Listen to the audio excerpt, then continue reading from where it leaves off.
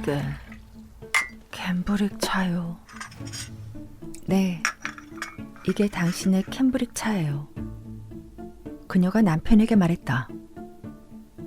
지금 드실 거죠? 그렇죠? 쟁반 위에는 2개의 주전자가 있었다.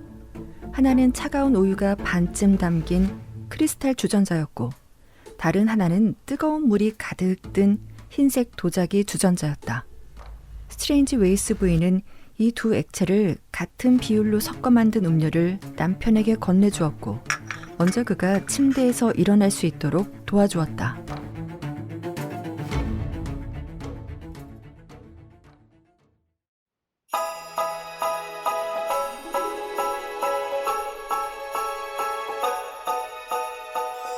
고요한 밤 크리스마스 미스터리 1편 캠브릭 차. 12월입니다. 얼마 전 갑작스러운 사회적 이슈가 있었지만 각자 계신 곳에서 잘 지내시고 계시리라 믿으며 이 책 들어봤니에서는 12월 특집으로 고요한 밤 크리스마스 미스터리 4편을 준비했어요. 매주 한 편씩 들려드릴 텐데요. 첫 번째 들려드릴 고요한 밤 크리스마스 미스터리 1편은 1929년 출간된 세계 최고의 100대 탐정소설에 실린 마조리 보웬의 캠브릭 차입니다. 멋지고 잘생긴 젊은 의사에게 갑작스럽게 닥친 비극과 그 사건으로 벌어지는 심리적 변화가 흥미를 끄는 이야기입니다. 부유한 남자가 어린 아내에게 독살당하고 있다고 믿지만 사실은, 아니 진실은 조용한 겨울밤, 포근한 이불 속에서 듣기 좋은 고요한 밤 크리스마스 미스터리 1편 캠브릭 차 들려줄게요.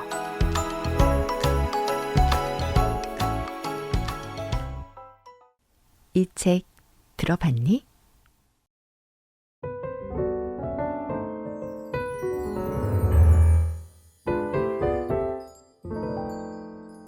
상황은 기묘했다. 체계적으로 훈련된 사고방식을 가진 베비스 홀로이드조차도 혼란스러웠다. 그는 문이 열림과 동시에 모든 것이 비극으로 바뀔 것이라고는 전혀 짐작하지 못했다. 죄송하지만 오래 머물 수는 없을 것 같습니다. 그가 병든 사람을 달래는 말투로 가볍게 말했다. 그는 젊고 아직 전문의 경험은 부족했지만 환자를 대하는 태도만큼은 성숙한 면모가 엿보였다. 저를 찾는 환자가 너무 많아서요. 그가 덧붙였다. 그리고 제가 꼭 옆에 있어야 하는 것도 아니고요. 아시죠? 하지만 정말로 제가 필요하시다면 크리스마스 이후에 다시 오겠습니다. 환자는 한쪽 눈을 떴다. 그는 두껍고 짙은 실크 안감의 테피스트리로 장식된 푹신하고 넓은 구식 침대에 등을 대고 누워 있었다. 같은 재질의 두꺼운 커튼이 창문을 반쯤 가리고 있어 희미한 겨울 햇살만 간신히 방 안으로 들어오고 있었다. 때문에 홀로이드 박사가 진찰을 하기 위해서는 침대 옆 탁자에 놓인 전등을 켜야 했다. 그는 이 방이 음산하고 건강에 해롭다고 생각했지만 굳이 말할 필요는 없다고 생각했다. 환자가 한쪽 눈을 떴지만 다른 쪽 눈꺼풀은 움직이지 않는 눈동자 위에서 힘없이 떨리고 있었다. 그는 쉰 듯하고 힘없는 목소리로 말했다. 하지만 의사 선생, 나는 독살당하고 있어. 직업적 호기심과 흥미가 의사의 주의를 끌었다. 그는 미소 지으며 말했다. 독살이라뇨. 지독한 독감 때문에 그렇게 느끼신다는 말씀이시죠? 아니요. 환자는 힘없이 2 눈꺼풀을 텅 빈 눈 위로 내리며 말했다. 내 아내가 그랬어. 그건 경의 망상일 뿐입니다. 의사가 대답했다. 급성 우울증 같군요. 도울 수 있는 방법을 알아보겠습니다. 환자는 이제 2 눈을 모두 떴다. 그는 심지어 약간 고개를 들며 대답했다. 그 대답은 품위 있게 느껴졌다. 내가 당신을 런던에서 불러온 이유는 홀로이드 박사. 당신이 내 사건을 공정하게 다뤄주기를 바랐기 때문이요. 지역 의사에게는 그런 기대를 할 수 없거든. 그는 내 아내에게 완전히 설득당했으니까. 홀로이드 박사는 반박이라도 하려는 듯 몸을 움직였지만 환자가 떨리는 손짓으로 그를 멈추게 했다. 제발 내 말 들어요. 그녀가 곧 들어올 거요. 그러면 나는 말할 기회가 없어져요. 그녀는 당신이 여기 있다는 사실을 전혀 모르고 있어. 당신이 이런 일의 권위자라는 얘기를 들었거든. 플런터 살인 사건에서 왕실 측 증인으로 이름을 날렸더군요. 전 살인 사건을 전문적으로 다루지 않습니다. 홀로이드 박사가 말했다. 하지만 그의 날카롭고 잘생긴 얼굴에는 흥미로운 표정으로 가득했다. 그리고 이런 사건에 별로 관심이 없습니다, 해리경. 하지만 이미 맡았었죠. 환자가 중얼거렸다. 그러니 나를 모른 척 할 수는 없을 거요. 요양원에 보내드릴 수는 있어요. 의사가 밝게 말했다. 거기서는 이런 생각들을 떨쳐버릴 수 있을 거예요. 요양원에서 완치되면 다시 아내에게 돌아오게 될 테고, 그럼 아내가 주는 독을 다시 먹으라는 거요. 홀로이드 박사는 침울한 침대 위로 몸을 숙였다. 그는 오른손으로 능숙하게 전등을 켜고 산호색 실크 갓을 뒤로 젖혀 푹신한 베개 위에 등을 대고 누워있는 환자에게 비치게 했다. 해리경, 의사가 말했다. 경의 말씀이 사실이라면 꽤 심각한 문제입니다. 그리고 두 사람은 서로를 응시했다.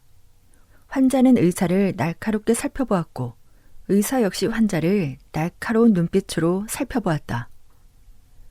베비스 홀로이드는 젊은 남자로 활기찬 에너지를 가지고 있었으며 동시에 엄격하고 지적인 면모를 갖춘 사람이었다.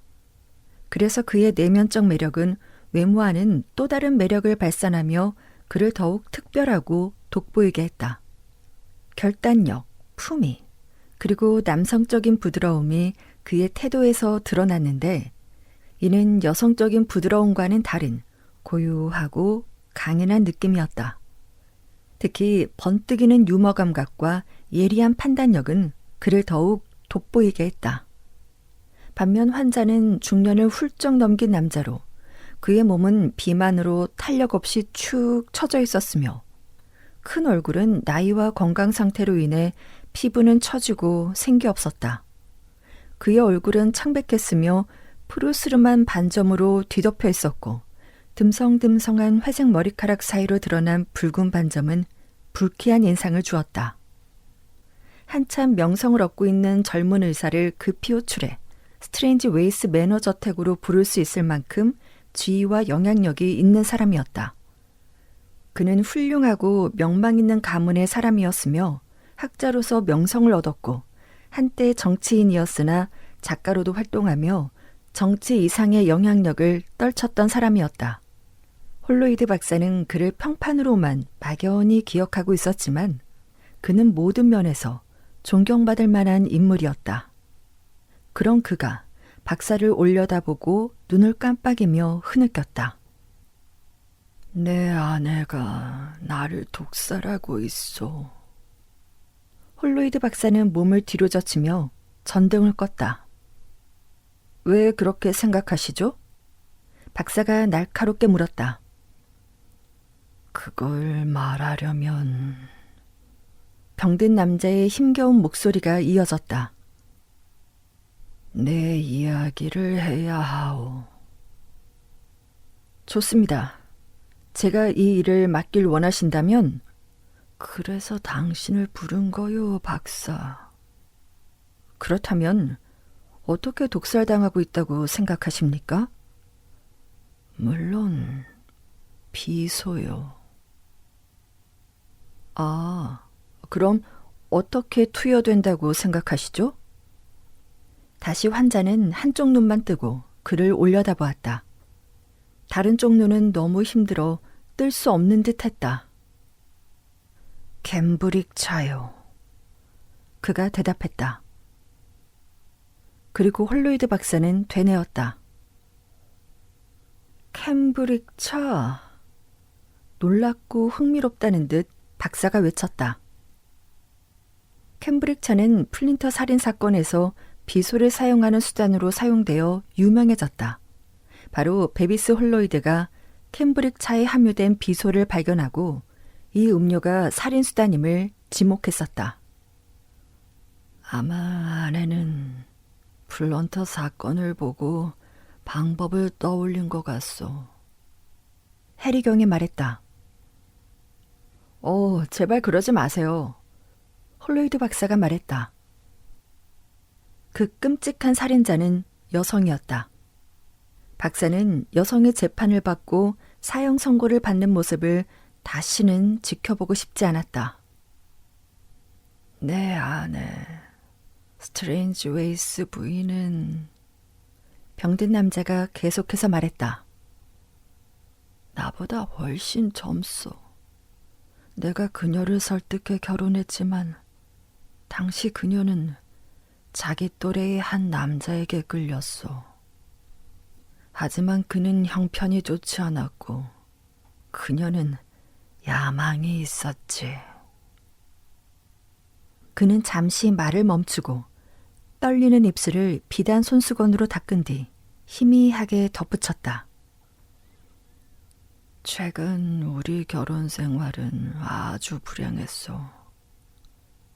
그녀가 좋아하던 그 남자는 이제 성공한 미혼이 되었지. 내 아낸 나를 제거하고 그 남자와 결혼하고 싶어 한다오. 증거가 있나요? 물론이요. 난 아내가 비소를 사는 걸 알아요. 그녀가 독에 관한 책을 읽는 것도 알고 있고 아내가 그 남자를 그리워하며 속을 태우고 있다는 것도 알고 있지. 죄송합니다만 해리경, 이런 의심을 털어놓을 가까운 친구나 친척은 없으신가요? 없어. 병든 남자가 초조하게 말했다. 나는 최근 인도에서 돌아왔고 사람들과도 연락이 끊긴 상태지. 게다가 내게는 의사가 필요하오. 이런 일에 능숙한 의사 말이요. 처음부터 플런터 사건과 당신을 떠올렸지. 베비스 홀로이드 박사는 조용히 몸을 뒤로 기대었다. 그때 그는 이 상황이 기이하다고 생각했다. 이 모든 것이 생생하게 그의 눈앞에 펼쳐졌다. 마치 보석 위에 새겨진 뒤틀린 형상처럼 꿈틀대면서도 동시에 정지된 조각처럼. 의사 선생, 당신은 결혼했소? 해리경이 지친 목소리로 말을 이었다. 아니요. 홀로이드 박사는 살짝 미소 지으며 대답했다. 그의 이야기는 해리경의 이야기와 비슷했기 때문이다. 그가 가난하고 무명이었던 시절 한 여인을 사랑했는데 그녀는 부유한 남자를 선택했다. 그녀는 10년 전 인도로 떠났고 그 이후 그녀를 본 적이 없었다. 그는 이 일을 어제 일어난 일처럼 또렷이 기억하고 있었고 동시에 자신이 여전히 그 여인을 사랑하고 있다는 사실을 떠올렸다. 결국 그저 그런 평범한 이야기였다. 그런 다음 그는 감정적인 회상에서 벗어나 전문적인 관점에서 사건을 바라보았다. 자신의 환자가 건강하지 못한 상태에서 심한 독감에 걸려 그로 인한 우울증 및 쇠약한 상태에 있다고 생각했다. 그래서 독약을 찾아보거나 중독 검사도 하지 않았다. 해리경이 미쳤을 수도 있고 속을 수도 있으며 진실을 말하고 있을 수도 있었다. 그가 고약하고 불쾌한 사람이라는 것은 이 문제에서 중요하지 않다. 홀로이드 박사는 즐거운 크리스마스 휴가를 기대하고 있었지만 이제 그는 이 사건을 조사하기 위해 휴가를 포기해야 할 것 같다는 느낌이 들기 시작했다. 왜냐하면 이 사건은 지역의사가 전혀 도움이 되지 못할 것이라는 걸 쉽게 알 수 있었기 때문이다. 간호사가 필요합니다. 하지만 환자는 고개를 저었다. 내 아내를 필요 이상으로 노출시키고 싶지 않소. 그가 불평했다. 당신이 직접 처리할 수 없겠소. 그가 처음으로 인간적인 감정을 드러냈기에 베비스 홀로이드는 환자의 무례한 태도를 이해하고 용서했다. 좋아요. 그럼 오늘 밤은 여기 있겠습니다. 의사가 한 발 물러나 승낙했다. 그리고 상황은 문이 열리면서 귀괴함에서 비극으로 바뀌었다. 방 끝쪽에 있는 문이 열리며 커튼이 없는 높은 창문이 있는 복도에서 푸르스름한 겨울빛이 쏟아져 들어왔는데 마치 보이지 않는 눈이 그늘지고 칙칙한 방으로 들어온 것 같았다. 그리고 이 칙칙한 배경으로 연한 회색의 드레스를 입고 어깨에 긴 레이스를 두른 채 머리에는 높은 빗을 꽂은 한 여인이 나타났다. 그녀는 작은 쟁반을 들고 있었는데 그 위에는 차가운 빛이 반사되는 주전자와 크리스탈 잔이 있었다. 홀로이드 박사는 평소처럼 예의 있는 태도로 서 있었고 환자는 푹신한 베개에서 무거운 머리를 힘겹게 돌리며 말했다. 내 아내요, 의사 선생. 의사는 스트레인지 웨이스 부인이 한때 자신과 약혼했던 그리고 여전히 사랑하고 있는 여자임을 알아보았다. 이분은 홀로이드 박사요. 해리경이 덧붙였다. 그게 캠브릭 차요. 그녀는 남편 옆에 있는 낯선 사람에게 마치 처음 보는 사람인 것처럼 고개를 숙였고 그는 그녀의 신호를 알아차리고 침묵했다. 네, 이게 당신의 캠브릭 차예요. 그녀가 남편에게 말했다. 지금 드실 거죠? 그렇죠? 해리경의 상태는 어떤가요, 홀로이드 박사님? 쟁반 위에는 2개의 주전자가 있었다. 하나는 차가운 우유가 반쯤 담긴 크리스탈 주전자였고 다른 하나는 뜨거운 물이 가득 든 흰색 도자기 주전자였다.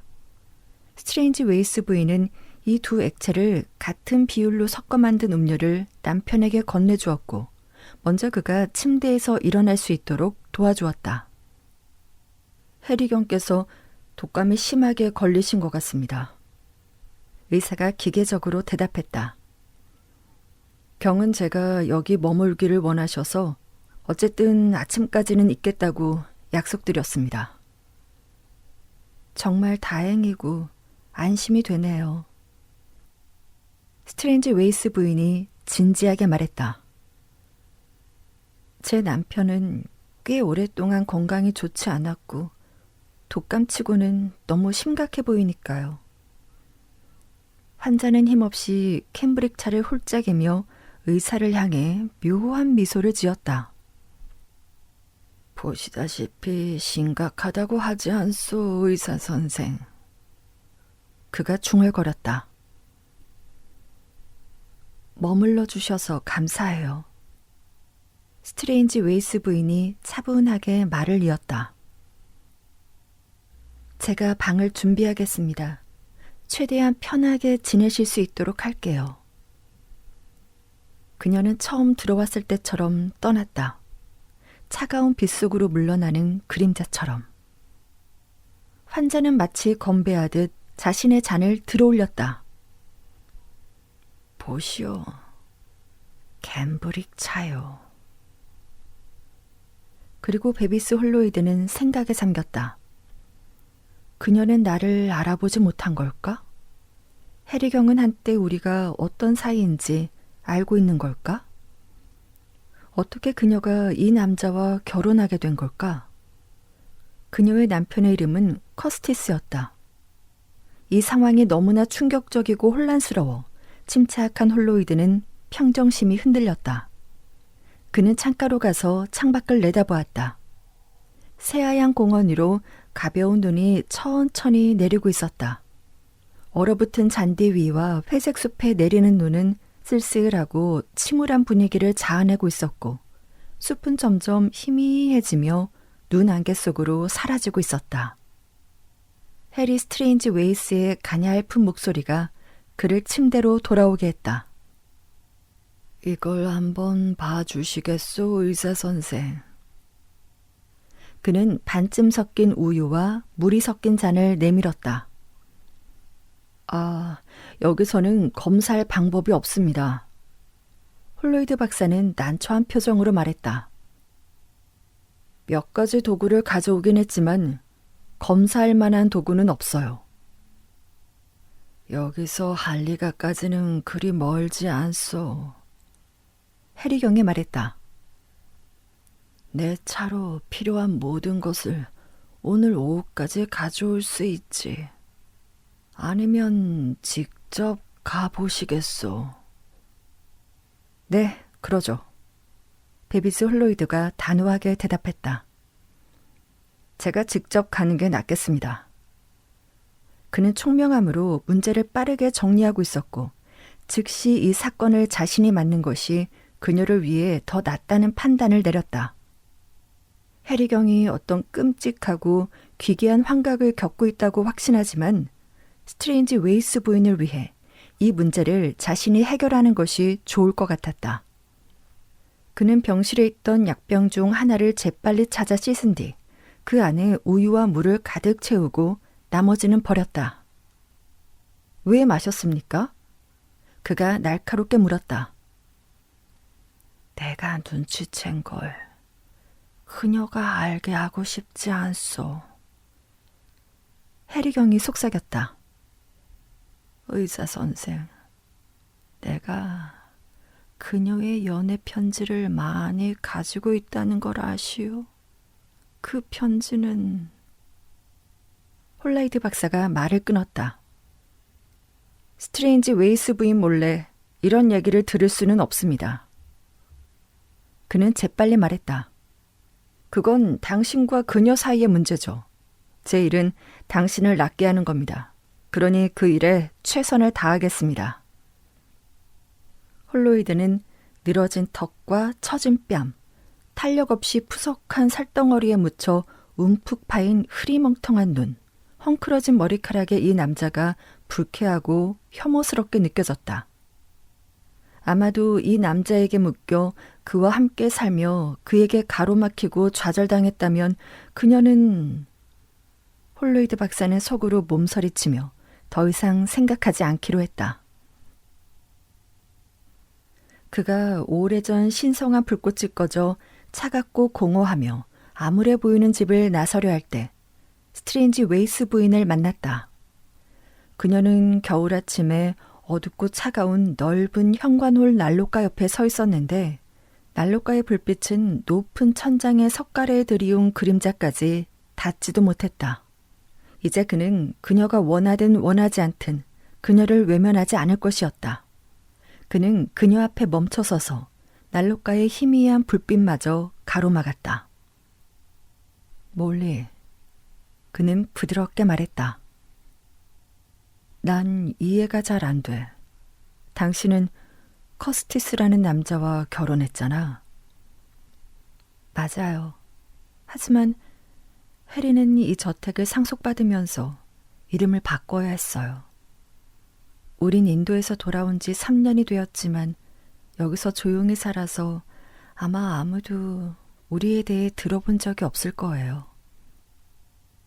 그녀는 그와 불빛 사이에 서 있었는데 그림자들 속에 또 다른 그림자 같았다. 그녀는 많이 변해 있었다. 그녀의 야윈 모습과 창백함, 불안한 눈빛과 신경질적인 입술에서 그는 불만, 심지어 불행의 징후를 읽을 수 있었다. 당신 소식을 들어본 적이 없어. 홀로이드 박사가 진심으로 말했다. 사실 알고 싶지도 않았어. 내 꿈에 충실하고 싶었거든. 그녀의 머리카락은 여전히 아름다운 삼나무 색깔로 은빛처럼 부드럽고 우아했고 그녀의 자태는 지금껏 본 적 없는 아름다움을 유지하고 있었다. 말해줘요. 그녀가 갑자기 덧붙였다. 제 남편에게 무슨 문제가 있나요? 아픈 지 1년이 다 되어가요. 평소 침착하던 그의 심장은 끔찍하게 요동쳤고 그는 주머니 속의 우유와 물이 든 병을 떠올렸다. 왜 그에게 캠브릭 차를 주는 거지? 그가 되물었다. 그가 원해서요. 그는 제가 차를 만들어주기를 고집하거든요. 몰리, 홀로이드 박사가 재빨리 말했다. 당신은 10년 전 나를 거절했지만 그렇다고 우리가 지금 친구가 되지 못할 이유는 없어. 솔직히 말해봐. 이 남자와 행복해? 당신도 그를 봤잖아요. 그녀가 천천히 대답했다. 10년 전엔 달랐어요. 솔직히 그의 학식과 지식에 끌렸죠. 그리고 다른 것도요. 베비스 홀로이드는 더 이상 물어볼 필요가 없었다. 그녀는 마치 호박 속에 갇힌 파리처럼 비참해 보였다. 그리고 그 연애 편지. 다른 남자가 있었던 걸까? 그가 침묵하며 그녀의 지치고 깊은 생각에 잠긴 얼굴을 어두운 눈빛으로 바라보고 있을 때 그녀가 다시 말했다. 여기 머물 건가요? 그래. 그가 말했다. 선택의 여지가 없었으니까. 이번 주는 크리스마스 주간이에요. 그녀가 애처롭게 말했다. 당신에게는 지루하고 어쩌면 고통스러울 수도 있어요. 그래도 머물러야 할 것 같아. 해리경의 차가 도착했고 베비스 홀로이드는 얼어붙은 도로를 달려 런던으로 향했다. 차 안에서 그는 평탄했던 삶 속에 갑자기 솟아오른 산처럼 마주한 이 문제에 몰두했다. 몰리의 모습을 본 순간 그는 애틋한 기억과 가슴 아픈 감정이 떠올랐다. 그리고 그녀와 그녀의 남편을 발견한 자신의 위치는 부주의한 여행자의 발밑에 지뢰가 박힌 것처럼 그에게 치명적인 영향을 미쳤다. 런던은 눈보라의 소용돌이 속에 깊이 잠겨 있었고 회색 지붕 위로 그의 진료실 뒤쪽에 있는 보기 흉한 실험실로 스며드는 빛은 차갑고 음산했다. 베비스 홀로이드는 우유병을 대리석 판 위에 올려놓고 안락 의자에 기대어 칙칙한 런던 창문 너머로 흩날리는 눈발의 음산한 풍경을 바라보았다.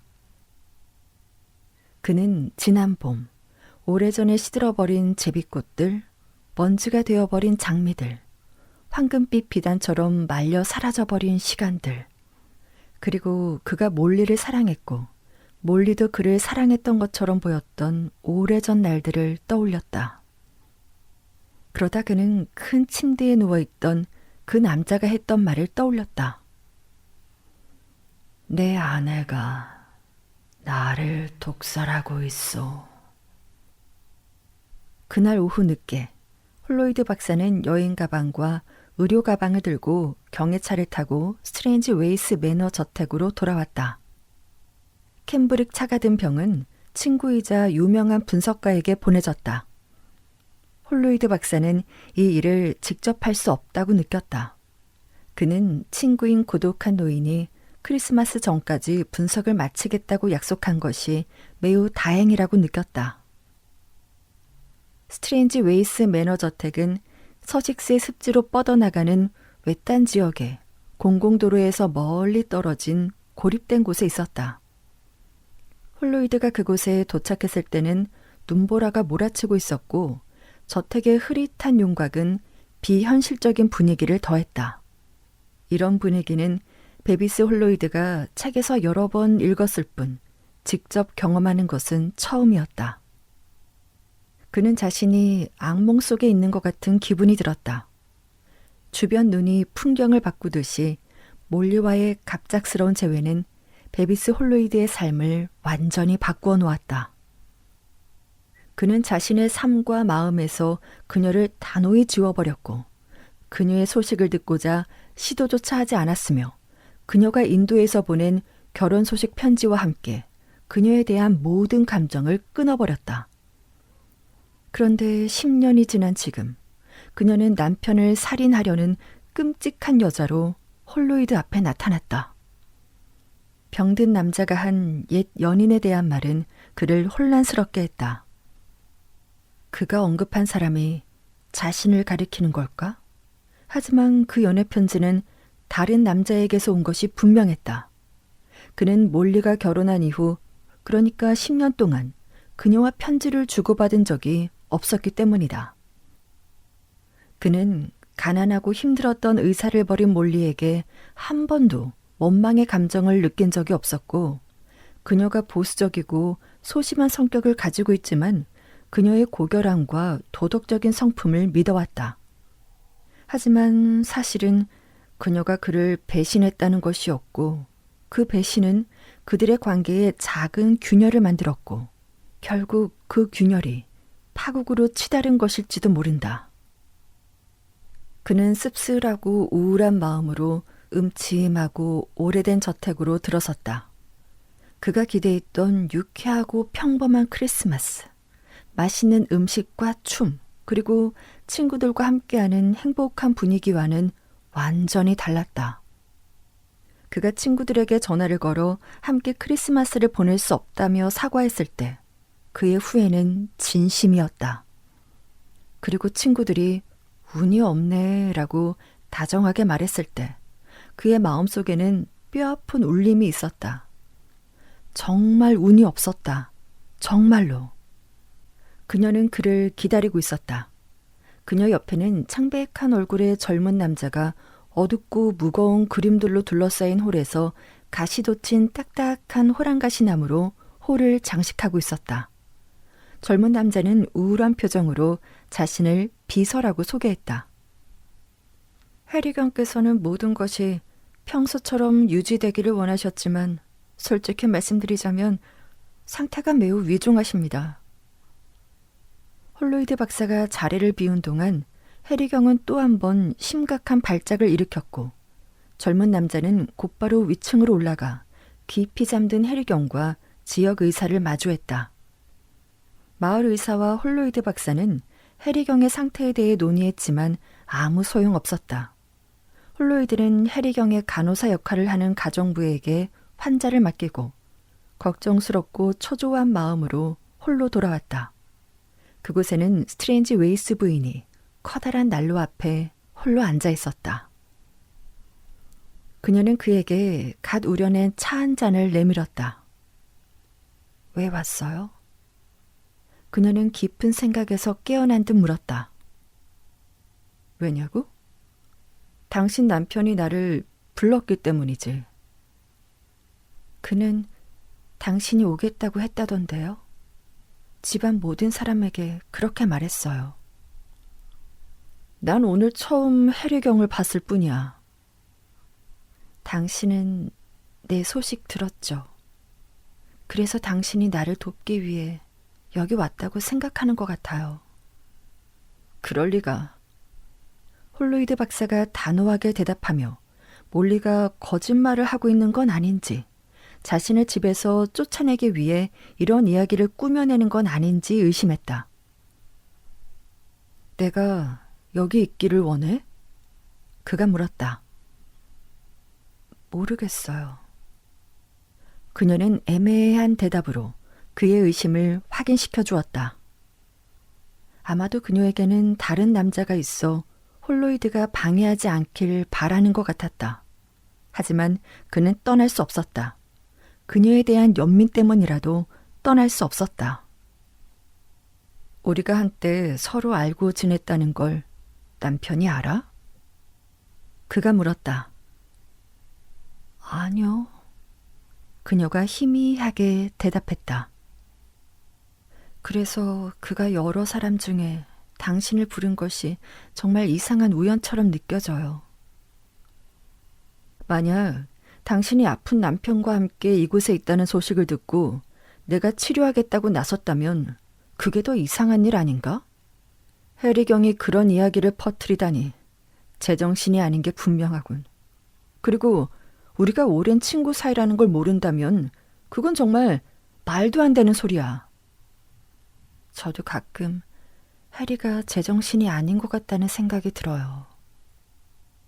스트레인지 웨이스 부인이 지친 목소리로 말했다. 그녀는 장밋빛 실크로 안감이 된 작업 바구니를 무릎 위에 올려놓고 예쁜 소품이 가득 들어있는 바구니에서 장미색 실타래를 감기 시작했다. 그녀는 너무나 연약하고 슬프고 생기 없어 보여서 홀로이드의 마음은 쓰라린 연민으로 찢어질 듯 했다. 이제 내가 여기 있으니 당신을 도울 수 있을 거야. 그가 진지하게 말했다. 당신을 돕기 위해 여기 있는 거야. 그녀는 창백한 얼굴에 애처로운 미소를 담아 그를 올려다보았다. 걱정돼요. 그녀가 담담하게 말했다. 제가 정말 소중히 여기는 편지를 잃어버렸는데 도둑 맞은 것 같아요. 홀로이드 박사는 뒤로 물러섰다. 그 연애 편지, 남편이 발견한 편지, 그로 인해 추악한 의심이 생겨난 바로 그 편지. 불쌍한 몰리. 그가 충동적으로 외쳤다. 대체 무슨 공경에 빠진 거야? 이런 동정어린 말을 참을 수 없다는 듯이 그녀는 충동적으로 일어나 바구니에 든 내용물을 흩뿌리고 실타래를 떨어뜨린 채 어두운 복도를 따라 서둘러 사라졌다. 베비스 홀로이드가 허리를 숙여 흩어진 물건들을 주워들었는데 그 중에서 작은 흰색 꾸러미를 발견했다. 그것은 접혀 있었지만 한쪽 끝이 열려 있었고 금색 실크로 된 바늘 케이스에서 떨어진 것처럼 보였다. 홀로이드는 그것을 재빨리 움켜쥐어 주머니에 넣었다. 바로 그때 창백한 비서가 얇은 팔에 어울리지 않게 겨우살이를 가득 안고 들어왔다. 이번 크리스마스는 우울한 시간이 되겠네요, 홀로이드 박사님. 그는 억지로 대화를 이어가려는 듯한 태도로 말했다. 분명 즐거운 계획이 있으셨을 텐데요. 우리 모두 스트레인지 웨이스 부인의 친구분이 휴가 동안 해리경을 보살펴 주시게 되었다는 사실에 기뻐하고 있습니다. 내가 친구라고 누가 그러던가요? 홀로이드 박사가 퉁명스럽게 물었다. 난 스트레인지 웨이스 부인이 결혼하기 전에 그녀를 알았을 뿐입니다. 창백한 젊은 남자가 날카롭게 그의 말을 끊었다. 아, 스트레인지 웨이스 부인께서 직접 저에게 그렇게 말씀하셨습니다. 베비스 홀로이드는 혼란스러웠다. 왜 그녀는 남편에게 말하지 않은 것을 비서에게 말했을까? 그녀의 경솔함과 지나치게 조심스러운 태도 모두 어리석게 느껴졌다. 가스딘이라는 창백한 젊은 남자가 겨우살이 뭉치를 들고 느릿느릿 걸어가 장식하며 목적 없는 말을 계속 이어갔다.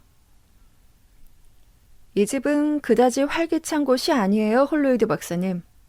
저는 해리경의 동양 연구에 흥미가 있어서 남아있는 겁니다. 정말로 불행한 결혼 생활이죠. 그는 홀로이드의 어두운 시선은 아랑곳하지 않고 덧붙였다. 만약 해리경에게 무슨 일이 생기면 스트레인지 웨이스 부인에게는 정말 난처한 일이 될 거예요.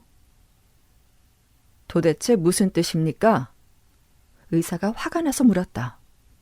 비서는 전혀 당황하지 않았다. 글쎄요. 할 일 없이 한 집에 살다 보면 이런저런 걸 보게 되죠. 아마도 병든 남편이 이 사람에게 무언가를 말했을지도 모른다. 아니면 이 사람이 정말로 무언가를 눈치챘을지도 모르고. 홀로이드는 상황이 점점 더 복잡해지고 이해하기 어려워지고 있다고 생각했다. 해리경에게 가봐야겠군요. 베비스 홀로이드는 짧게 말했다. 현재로서는 이해할 수 없는 이 미스터리에서 중요한 증인이 될 수 있는 사람을 화나게 하고 싶지 않았다. 딘 씨는 자신이 들고 있는 아름답고 창백한 잎과 열매를 보며 섬뜩한 미소를 지었다. 해리경은 상태가 매우 안 좋으신 것 같아요, 의사 선생님. 베비스 홀로이드가 방을 나서며 스트레인지 웨이스 부인을 지나쳤다. 그녀는 마치 번져버린 파스텔 그림처럼 흐릿해 보였다. 그녀는 가슴 위에 깍지 낀 손가락을 꼭 쥐고 있었고 어깨 위에 은빛 모피를 걸쳤는데 그녀의 금발에 진주빛과 호박빛이 어우러져 천상의 아름다움을 더했다. 제 바구니를 가지러 왔어요. 그녀가 말했다. 제 남편에게 가주시겠어요? 그가 또 아파요. 그에게 뭔가를 줬나요? 홀로이드 박사가 최대한 차분하게 물었다. 그냥 캠브릭차 조금이요. 그가 그걸 고집했어요. 아무것도 주지 말고 그냥 내버려 둬요. 이제 그는 내 책임하에 있습니다. 이해하시겠어요? 그녀는 눈물을 머금은 채 겁에 질린 눈으로 그를 올려다보았다. 왜 나한테 냉정하게 대하세요? 그녀가 떨리는 목소리로 말했다. 그녀는 금방이라도 쓰러질 것처럼 보였고 그는 손을 뻗어 그녀를 보호해주고 싶은 유혹을 뿌리칠 수 없었다.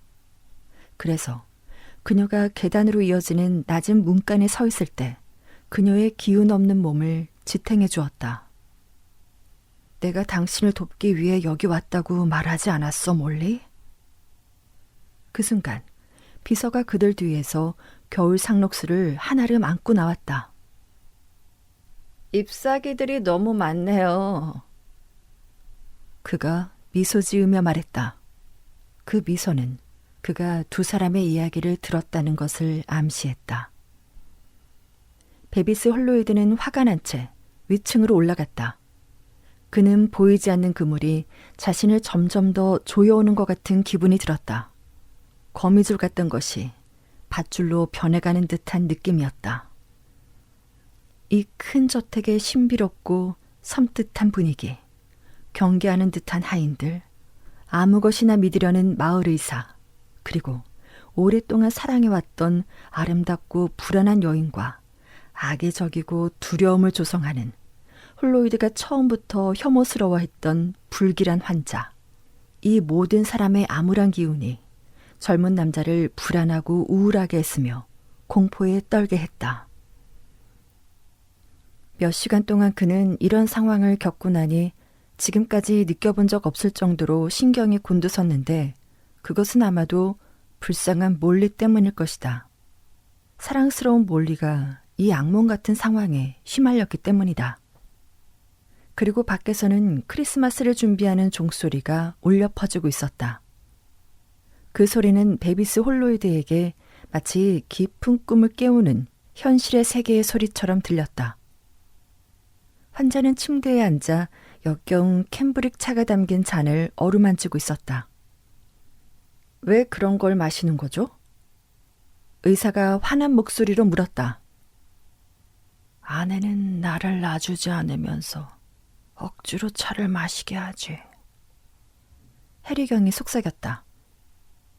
베비스 홀로이드는 자신이 사랑하는 여인의 비참한 모습을 감싸고 있는 이 어둡고 음산한 분위기의 저택에 들어온 후 처음으로 남편과 아내가 서로 다른 이야기를 하고 있다는 것을 알아챘다. 한쪽이 의도적으로 거짓말을 꾸미고 있는 것이다. 아내가... 병든 남자가 말을 이었다. 잃어버린 편지에 대해 당신에게 말했소? 젊은 의사는 그를 날카롭게 바라보았다. 스트레인지 웨이스 부인이 왜 나에게 그녀의 비밀을 털어놓을 거라고 생각하죠? 의사가 물었다. 그녀가 당신과 결혼하기 10년 전 내 친구였다는 것을 알고 있었습니까? 그랬소? 참으로 이상하군. 하지만 당신들은 마치 처음 만난 사람들처럼 행동하지 않았소. 이 방의 조명이 너무 어두워서 아무러면 어떻소? 당신이 그녀를 알았던 몰랐던 간에. 해리경이 갑자기 거칠게 숨을 몰아쉬었다. 그녀는 살인자야. 그리고 당신은 그 사실을 증언해야 하오. 내가 그녀의 편지를 가지고 있지. 여기 내 베개 밑에. 그리고 가스딘이 그녀를 감시하고 있어. 아, 스파이군요. 나는 이 일에 끼고 싶지 않습니다, 해리경. 다른 의사를 부르세요. 아니, 난 당신의 환자요. 당신은 최선을 다해야 해. 맙소사. 나는 죽을 것 같소. 그는 고통의 경련으로 뒤로 쓰러졌고 베비스 홀로이드는 그를 돌보느라 모든 것을 잊어버렸다. 그날 밤새도록 젊은 의사는 비서와 가정부의 도움을 받아 환자를 돌봤다. 크리스마스 이브 아침에 흐릿한 빛 속에서 아래층으로 내려가 스트레인지 웨이스 부인을 찾았을 때 그는 환자가 비소 중독으로 고통받고 있다는 것, 몰리의 바느질 상자에서 나온 봉투가 비소였다는 것을 알게 되었다. 그리고 전화로 캠브릭차 샘플에서 엄청난 양의 독이 발견되었다는 소식을 들었을 때 그의 공포는 더욱 커졌다. 그의 아내 또한 구할 수 있을 것이라 생각했지만 환자의 입을 막을 수는 없을 것 같았다.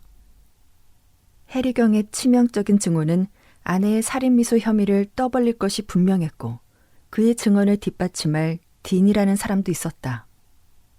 그는 밤새 남편에게 가지 않았던 몰리를 불렀고 그녀가 창백하고 혼란스러운 모습으로 하얀 모피를 두른 채 나타났을 때 그는 냉정하게 말했다. 이봐 몰리, 내가 당신을 돕겠다고 약속했고 그 약속을 지킬 거야. 하지만 내가 생각했던 것만큼 쉽지는 않을 거야. 그러니 당신도 나에게 솔직해야 해. 난 숨길 게 없어요. 다른 남자의 이름, 다른 남자요? 당신 남편이 베개 밑에 숨겨둔 편지를 쓴 남자 말이야. 해리가 그걸 가지고 있었군요. 그녀는 고통스럽게 외쳤다. 그럼 딘이라는 사람이 훔쳐갔을 거예요. 베비스, 그건 당신이 옛날에 쓴 편지예요. 내가 항상 소중히 간직해왔다고요. 내 편지라고? 그래요. 당신은 내가 다른 사람을 사랑했다고 생각하나요? 하지만 그가 말하길, 몰리, 이건 함정이거나 속임수가 분명해. 누군가 필사적으로 거짓말을 하고 있다고. 당신 남편이 독살되고 있어.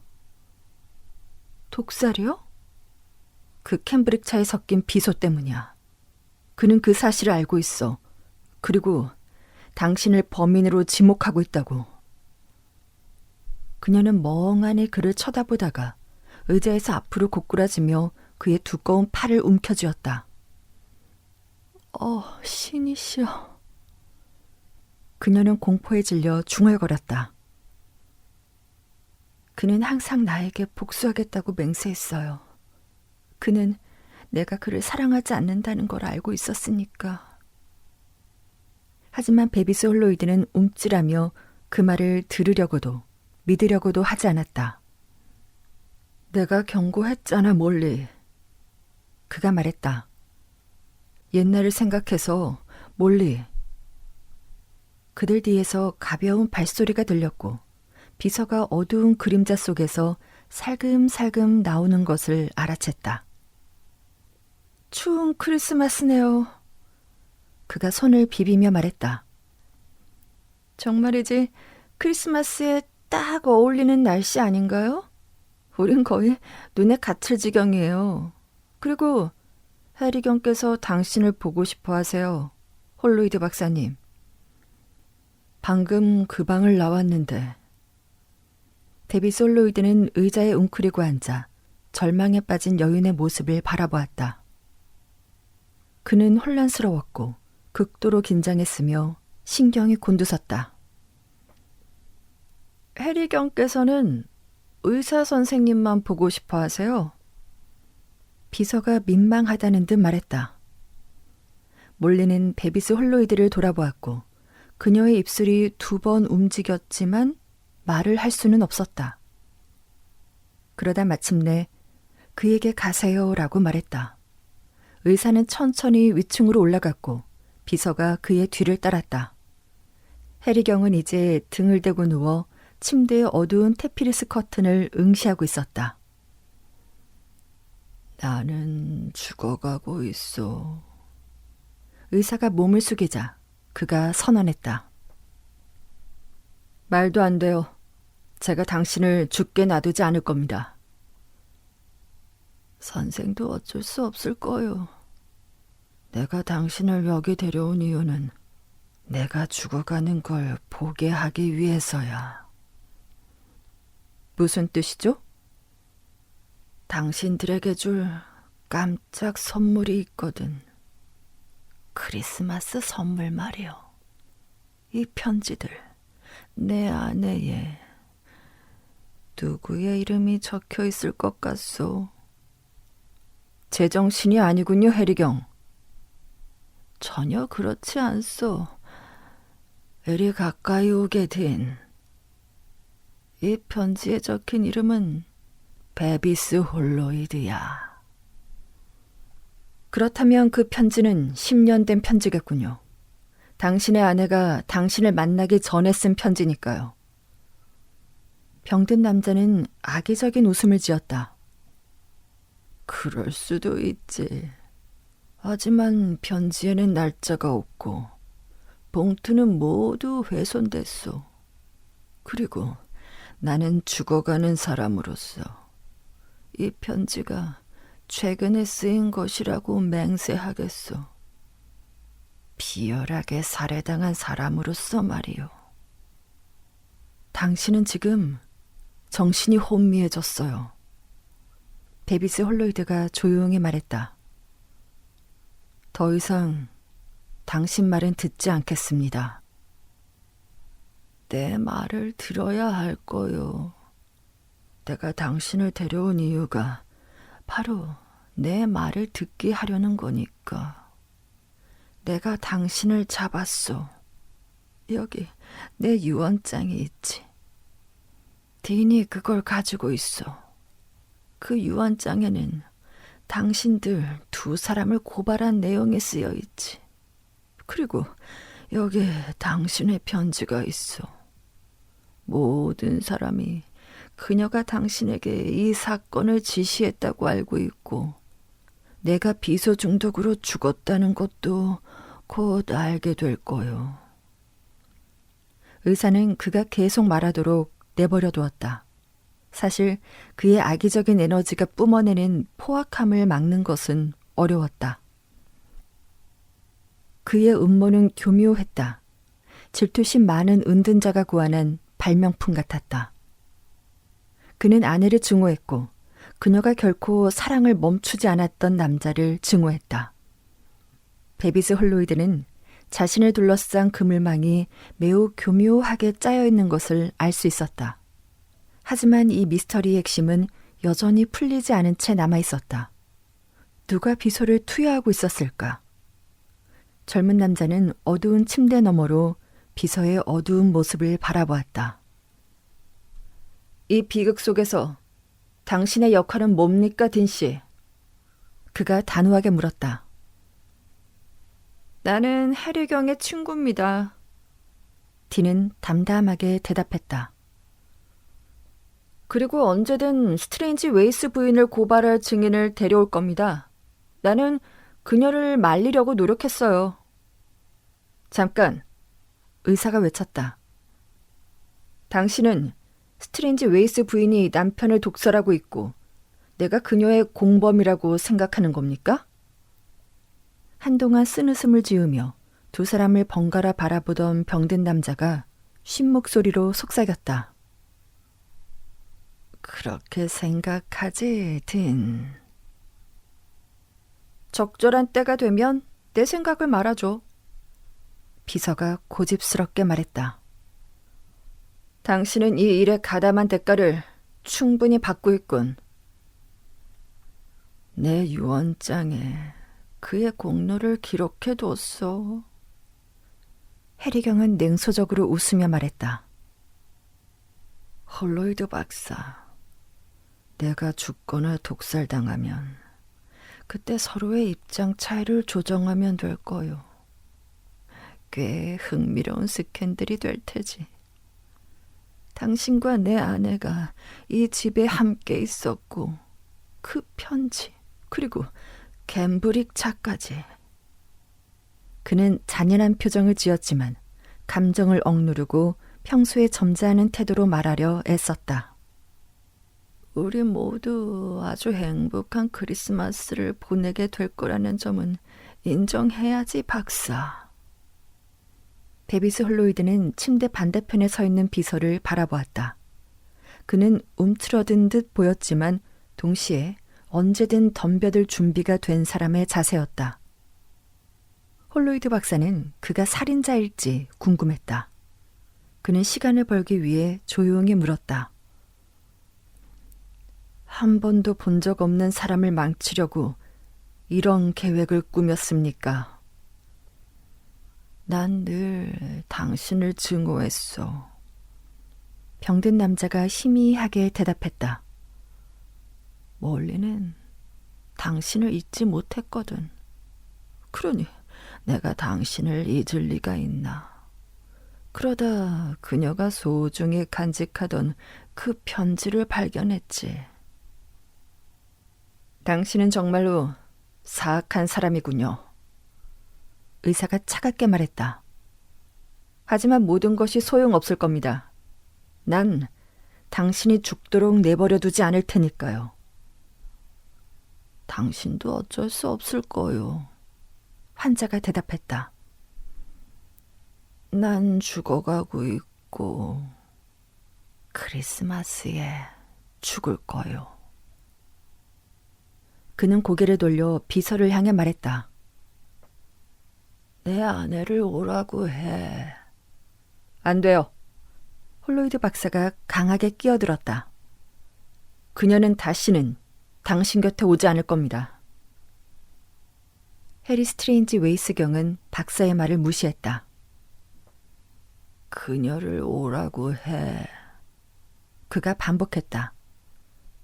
비서는 마치 도망치듯 방을 나갔고 베비스 홀로이드는 굳은 자세로 서서 기다리며 생각에 잠겼다. 그는 눈을 지그시 감고 마치 의식을 잃은 듯 누워있는 추한 남자를 바라보았다. 그는 분명히 아팠고 아마도 죽어가고 있을 것이며 캠브릭 차에 섞인 비소에 중독된 것이 틀림없었다. 그리고 그의 죽음과 함께 끔찍한 스캔들과 끔찍한 위험이 닥쳐올 것이 분명했다. 그 편지에는 날짜가 적혀있지 않았고 결혼 생활은 불행했으며 베비스 홀로이드는 모두에게 독살 사건과 연루된 사람으로 인식되고 있었다. 의사의 이마에는 땀방울이 맺혔다. 그가 자신의 무죄를 입증한다고 해도 몰리의 무죄를 주장하기란 어려울 것이었다. 심지어 그 자신조차도 그녀의 결백을 어떻게 맹세할 수 있을까? 물론 그는 당장 몰리를 이 집에서 내보내야 했다. 그리고 도시에서 다른 의사와 간호사를 불러야 했다. 하지만 제때 할 수 있을까? 만약 환자가 그의 손에서 죽는다면 그는 자신의 불행을 증언할 사람만 불러들이는 셈이 되지 않을까? 그리고 적당한 사람들. 그의 친구들은 지금 크리스마스 시즌이라 쉽게 연락할 수 있는 상황이 아니었다. 그는 몰리를 찾아 나서고 싶었다. 그녀를 적어도 이곳에서 떠나게 해야 했다. 하지만 어떻게? 스캔들이나 의심 없이 말이다. 그는 또한 이 혐오스러운 비서와 이 문제를 해결하고 싶었지만 환자를 떠날 용기가 나지 않았다. 스트레인지 웨이스 부인은 가스딘과 함께 돌아와 어두운 침대 반대편에 앉았다. 그녀는 말없이 그림자처럼 공포로 가득 찬 눈으로 남편을 돌보는 베비스 홀로이드를 지켜보았다. 그가 살 수 있을까요? 그녀는 잠시 후 속삭이며 의식을 잃은 남편을 돌보는 베비스 홀로이드를 바라보았다. 살려야지. 그가 차갑게 대답했다. 크리스마스 이브 내내, 그리고 혹독한 밤이 지나 교회 종소리가 섬뜩하게 울려 퍼지던 그날 밤부터 새벽까지 그들은 병든 남자를 돌봤다. 그리고 그는 의식을 되찾을 때마다 아기에 찬 미소를 지어 보일 뿐이었다. 한 번은 베비스 홀로이드가 공포에 질린 몰리에게 물었다. 당신 바느질 상자에 있던 하얀 꾸러미는 뭐였지? 난 그런 꾸러미를 가지고 있지 않아요. 그녀가 대답했다. 당신을 믿어야겠지. 그가 말했다. 그러나 그는 다른 의사와 간호사를 부르지 않았다. 아니, 감히 그렇게 할 수 없었다. 크리스마스 종소리가 병든 남자를 치명적인 혼수 상태에서 깨우는 듯 했다. 넌 날 살릴 수 없어. 그는 형용할 수 없는 아기를 품고 말했다. 나는 죽을 거고 너희 두 사람을 법정에 세울 거야. 몰리 스트레인지 웨이스는 침대 옆에 주저앉아 울기 시작했고 주인의 특별한 요청으로 밤새 방 안팎을 오갔던 가스틴은 멈춰서서 그녀를 기이한 표정으로 내려다보았다. 울지 마. 병든 남자가 숨을 헐떡이며 말했다. 오늘은 크리스마스야. 모두 행복해야지. 그러니 내 캠브릭 차를 가져와. 알겠어? 그녀는 기계적으로 일어나 방을 나가 집사가 문밖 테이블 위에 조용히 놓아둔 신선한 우유와 물이 담긴 쟁반을 들고 들어왔다. 악몽과도 같았던 밤새 내내 병든 남자가 계속해서 캠브릭 차를 외쳤기 때문이다. 그가 침대에 앉아 힘없이 밋밋하고 역겨운 음료를 홀짝이는 동안 고통받던 여인은 결국 자제력을 잃고 말았다. 저 종소리를 더는 견딜 수 없어요. 저 종소리가 멈췄으면 좋겠어요. 그녀가 외치며 방을 뛰쳐나갔다. 베비스 홀로이드는 곧장 그녀를 따라갔다. 그리고 갑작스럽게 그를 덮쳤던 끔찍한 드라마는 그의 삶에서 사라졌다. 몰리는 닫힌 창문에 기대서 있었다. 그녀의 지친 머리는 창살에 기대어 있었고 창문 너머로는 놀랍게도 새하얀 눈과 푸른 하늘에 햇살이 비치고 있었다. 젊은 남자가 담담하게 말했다. 당신이 낙담하지 않으면 그는 살 거야. 그러니 용기를 잃어선 안 돼. 병실 문이 열리자 비서가 슬그머니 밖으로 나왔다. 그는 창가에 있는 두 사람에게 초조하게 다가갔다. 더 이상은 못 참겠어요. 그는 바싹 마른 입술로 말했다. 그가 이렇게까지 할 줄은 몰랐다고요. 그는 침대에 물건을 숨기고 캠브릭 차에 비소를 넣고 두 사람을 괴롭히기 위해 죽을 각오를 하고 있지만 더는 참을 수 없어요. 그가 말했다. 당신은 이 일을 방조하고 있었군. 의사가 외쳤다. 돕지는 않았어요. 비서가 힘없이 미소 지으며 말했다. 그저 지켜보고 있었을 뿐이죠. 우연히 그 사실을 알게 됐고 그가 나를 침묵하도록 강요했어요. 그의 유언장을 가지고 있었는데 없애버렸어요. 그 말을 남기고 그 기이한 남자는 아래층으로 미끄러지듯 내려갔다. 의사는 곧바로 해리경의 방으로 뛰어갔다. 병자는 어두운 침대에 앉아 마지막 힘을 다해 캠브릭 차에 비소가루를 뿌리고 있었다. 그는 데비스 홀로이드를 보며 당혹스러운 표정을 지었지만 차는 이미 그의 목구멍을 타고 넘어갔다. 그는 뒤로 쓰러지며 얼굴을 가렸고 마지막 순간에 그의 악마 같은 복수는 좌절되었다. 데비스 홀로이드가 죽은 자의 방에서 나왔을 때 그는 몰리가 여전히 창가에 기대어 있는 것을 발견했다. 그녀는 이제 자유로웠고 태양은 빛나고 있었다. 크리스마스였다. Holly hanging across the door, neighbors singing tales of yore. It's so close, hardly can wait. Waking up on Christmas, children dreaming without a care. 'Tis the season most everywhere, so come home. There's no better place. Waking up on Christmas Day.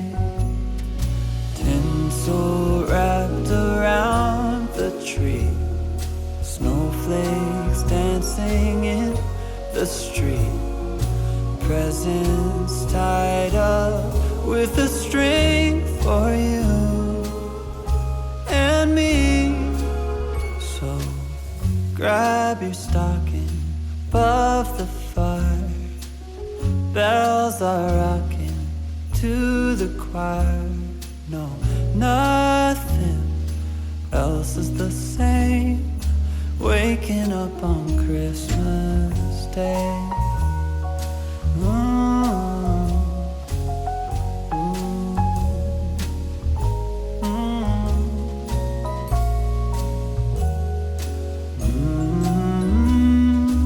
Waking up on Christmas Day.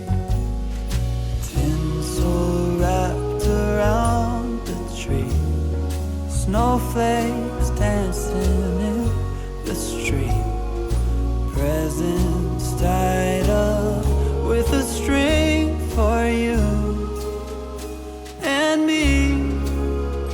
So grab your stocking above the fire, bells are rocking to the choir. No, nothing else is the same. Waking up on Christmas Day. Waking up